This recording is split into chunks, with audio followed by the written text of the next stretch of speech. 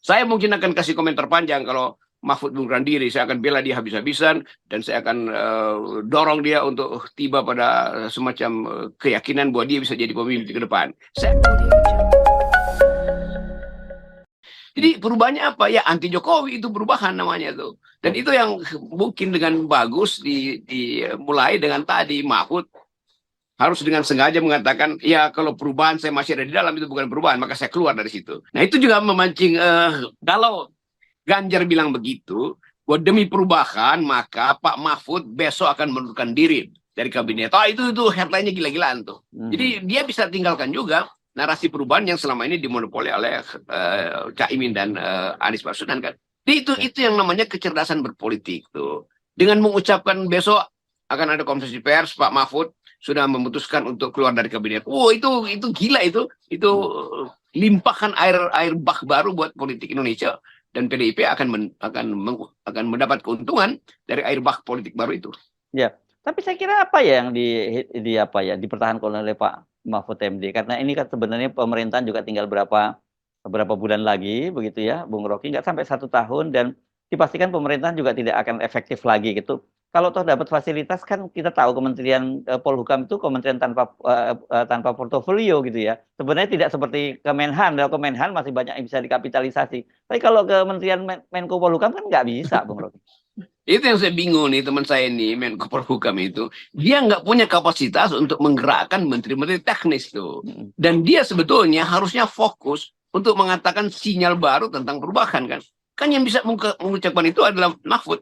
Jadi kalau Mahfud ambil sudut pandang bahwa dia ingin jadi game changer, lalu dia katakan bahwa saya Mahfud MD mengerti bahwa walaupun saya diminta oleh Pak Jokowi atau diizinkan untuk tidak mundur, tetapi demi etika publik, demi etika politik, saya harus mundur. Itu juga akan teguran bagus buat lawan-lawan politik Mahfud yang selama ini mempersoalkan kenapa Mahfud tidak pernah frontal untuk mengulas kebijakan buruk dari rejim Jokowi itu, karena dia ada di dalam kan. Jadi poin-poin ini yang mestinya batas airnya mesti jelas itu. Dan kalau batas air itu jelas, orang akan anggap bahwa oke, PDIP pulih marwahnya, dan karena bahkan Mahfud MD sadar bahwa dia tidak boleh main dua di situ tuh. Karena orang akan curiga bahwa Mahfud sebetulnya adalah proksi Jokowi di PDIP, sama seperti Amin adalah proksi Jokowi di Nasdem misalnya. Kan itu yang mesti kita curigai. Nah bedanya Caimin punya partai dan dia bisa manfaatkan kekuatan partai itu untuk deal dengan Jokowi. Nah Mahfud kekuatannya nggak ada. Kan dia kayak layangan putus yang sekarang lagi nyangkut di kandang banteng. Ya. Tetapi kan saya kira apa sih yang perlu dicari lagi Pak Mahfud, kan dia juga pengalamannya cukup panjang lah di pemerintahan dan memang levelnya baru level ketua lembaga tinggi negara atau menteri begitu. Dia sekarang mengincar posisi wapres. Tapi saya kira sebenarnya capaian-capaian yang sudah dilakukan oleh Pak Mahfud itu sudah luar biasa gitu ya. Jadi kalau dia berani berkorban sedikit saja, itu untuk dia akan mendapatkan posisi yang lebih tinggi lagi ya, yang seperti diharapkan sekarang ini gitu. Jadi Mahfud mesti bilang, saya menginginkan kabinet, seluruh kabinet itu demisioner aja tuh, karena banyak menteri yang ikut politik kan, seluruh ketua partai ikut berpolitik di situ kan. Ini simbol besar untuk dapat tambahan limpahan suara pada PDIP kan.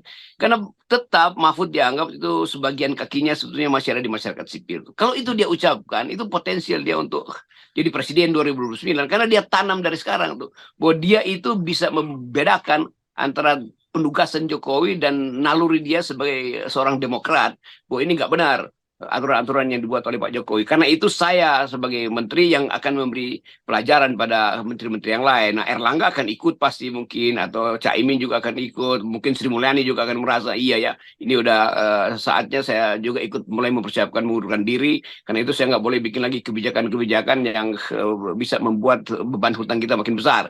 Kan sinyal itu akan dieksploitasi oleh pers tuh. Saya mungkin akan kasih komentar panjang kalau Mahfud mengundurkan diri, saya akan bela dia habis-habisan dan saya akan dorong dia untuk tiba pada semacam keyakinan bahwa dia bisa jadi pemimpin ke depan. Saya akan bela dia, tetapi masalahnya Mahfud nggak pernah dengar Rocky Gerung.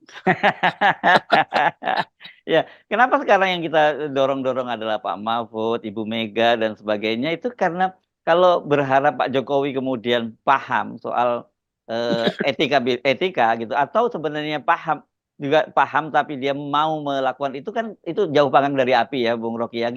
Saya kira nggak perlu berharap apapun lagi terhadap Pak Jokowi kan. Iya memang itu. Dan bahkan wakil presiden ngomong tuh nggak ada gunanya juga. Karena ya Hmm. siapa tuh Maruf Amin itu kan birokratisan aja tuh. Lain kalau Mahfud yang ngomong, dia udah calon wakil presiden dan itu akan didengar sebetulnya tuh. Hmm. Dan jadi poin kita selalu nggak mampu ini orang-orang ini untuk berpikir taktis itu. Karena kecemasan mereka lebih banyak daripada keberanian mereka untuk jadi game changer kan. Jadi Ya. sayang betul Ganjar maupun Mahfud itu akan tetap jadi mediocre kalau nggak mau berselisih, bertengkar atau bermusuhan dengan Jokowi kan. Kita mesti pakai istilah itu tuh, bahwa Jokowi adalah musuh ideologi dari Ganjar dan Mahfud sebetulnya tuh dalam banyak hal tuh. Apalagi kalau kita ingatkan bahwa Mahfud itu mengerti bagaimana proses pembusukan di istana itu diakibatkan oleh cawe-cawe Jokowi dengan Paman Usman Ya, kan ya. itu mesti diulang-ulang oleh Mahfud supaya dia dapat limpahan suara dari masyarakat sipil kan. Ya, Tapi saya ya. usulkan supaya Pak Mahfud jangan ikuti saran saya.